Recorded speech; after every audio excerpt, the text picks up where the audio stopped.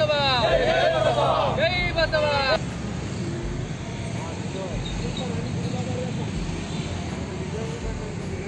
లింగాయనమా రోజు 891 బసవ జయంతి శుభ సందర్భంగా విచ్చేసినటువంటి వీరశైవ బంధువులందరికీ కూడా స్వాగతం తెలియజేస్తూ ఏదైతే బసవేశ్వరుడు ఆనాడే 12వ శతాబ్దం నందు ఇప్పుడు మనం మాట్లాడుకుంటున్నటువంటి మన ప్రభుత్వాలు ఇది చేయాలి అది చేయాలని అనుకుంటున్నటువంటి కార్యక్రమాలన్నీ కూడా 12వ శతాబ్దం నాడే బసవేశ్వరుడు అన్ని కూడా నిర్వహించడం జరిగింది.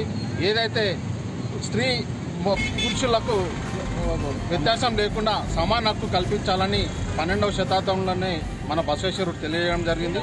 అదేవిధంగా పెద్దలు మన అన్న చెప్పినట్టు 12వ శతాబ్దంలోనే మనకు ఏదైతే పార్లమెంట్ వ్యవస్థ ఈరోజు పార్లమెంట్లో మన ప్రైమ్ మినిస్టర్ ఎంపీలందరూ కూడా కూర్చొని ఏ విధంగా అయితే మన దేశాన్ని పరిపాలిస్తుందో ఆ వ్యవస్థ అంతా కూడా 12వ శతాబ్దంలోనే మన బసవేశ్వరుడు తెలియజేయడం జరిగింది. మన దేశాన్ని కూడా ఆనాడే పరిచయం చేసి ఆ బాటలోనే ఈరోజు మన దేశ పరిపాలన కూడా జరగడం నిజంగా సంతోషదాయకం. ఏదైతే బసవేశ్వరుడు కుల వ్యవస్థను కూడా నిర్మూలించాలి, అందరం కూడా ఒకటే, మనం అందరం ఒక బాటలో పోవాలని ఆనాడే తెలియజేయడం నిజంగా సంతోషదాయకం.